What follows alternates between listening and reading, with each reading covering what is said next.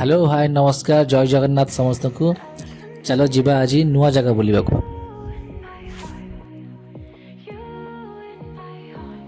भुवनेश्वर प्राय 230 किलोमीटर पर आम आसी पहुँचलु जार ना हूँ बालेश्वर थिबा दुबलागढ़ी सी बीच।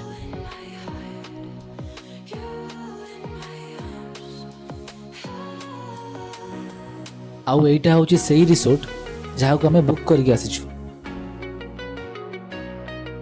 रिसोर्ट रे एंट्री कला परे वेलकम पे गोटे पौड़े पानी मिलिबो।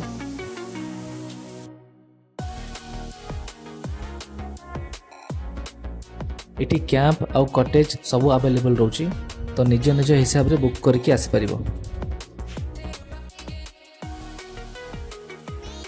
आउ एटा हूँ आम घर माने आम कैंप जोटा कि आम बुक करके आसचु।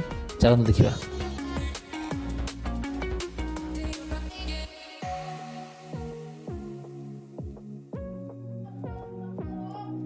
किछि समय रेस्ट कला परे हमर लंच टाइम हो जाइतिला, तो लंच रे हमें टेस्ट करिया पई आ सब डिश मगैथिलु जेमति कि चिकेन माछ चिंगुड़ी कंकड़ा सबू।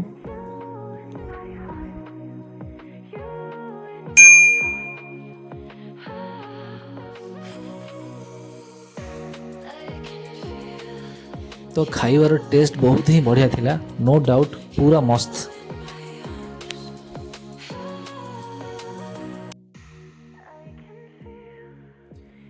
लंच पर किसी समय रेस्ट करिकी बीच बुलिबा को बाहरी गलु। बीच मात्र रिसोर्ट रु 100 रु 200 मीटर भितर।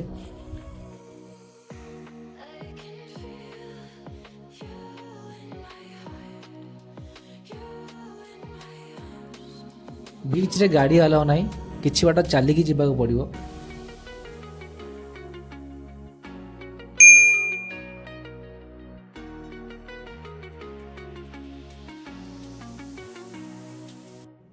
किसी असुविधा नहीं, आराम से झाऊ बणर मजा नहीं कि तुम बीच पाखे पहुँच पार।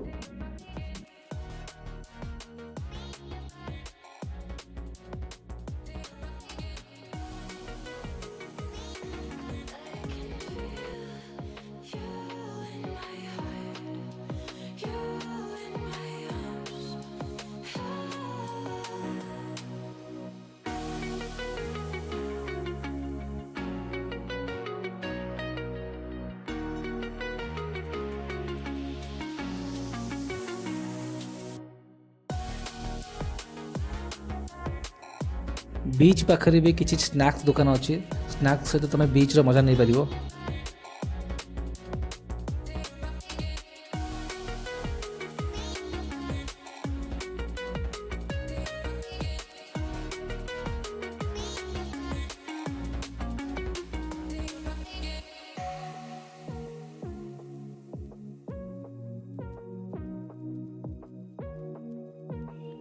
बीच बुली सारा पर आम आसी पुणी रिसोर्ट रे पहुँचलु।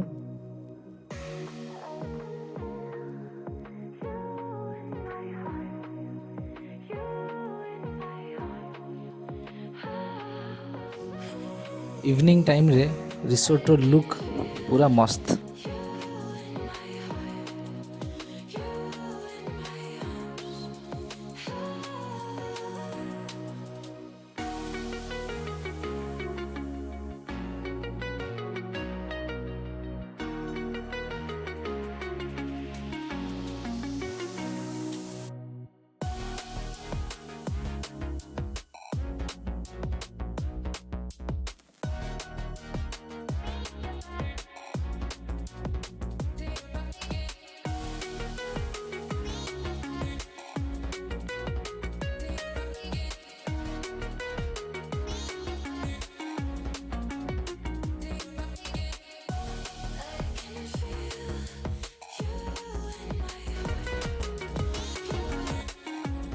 आउ एबे आसिक पहुँच गला चाहा आउ पकोड़ी।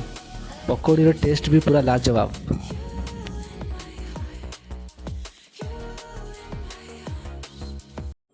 स्नैक्स पर आम गोटे बारबेक्यू चिकेन ऑर्डर करथिलु जार प्राइस होची 550।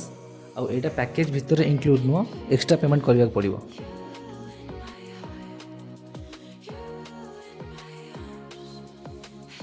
खाली आमर नुह, एटी समस्त कार्यक्रम चली, किंतु गोटे प्रॉब्लम एमाने किसी प्रोवाइड करेंगे अल्कोहल, तो निजे नहीं कि आसवाक पड़ो।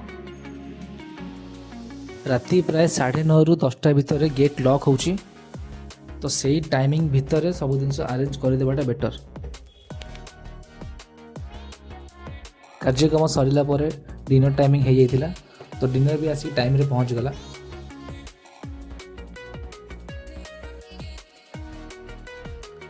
एठी सब जिनस भल, लाइक खाइबा जगह लुक आउ एठाकर सर्विस सब बढ़िया, किंतु टिके एडजस्ट करिया पड़ो। राति रे जोटा 9:30 पर गेट क्लोज होची, तो से जिनस गोटे एडजस्ट करिया पड़ो, बाकी ऑल इज ओके। डिनर सरला, पार्टी सरला, सब सरला, एबे पूरा सुनसान, समस्ते सोई पड़ले। चल आमे भी सोइबा।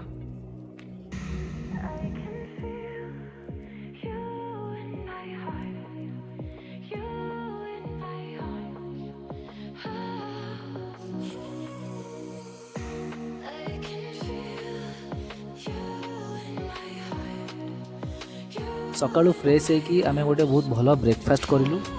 तापर आमर किसी पेंडिंग अमाउंट क्लियर हबार थिला, ताको क्लियर करिकी फाइनाली आम रिसोर्ट टू चेकआउट करूँ।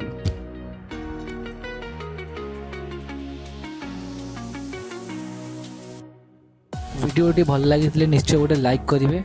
रही जय जगन्नाथ, देखा नेक्स्ट वीडियो रे।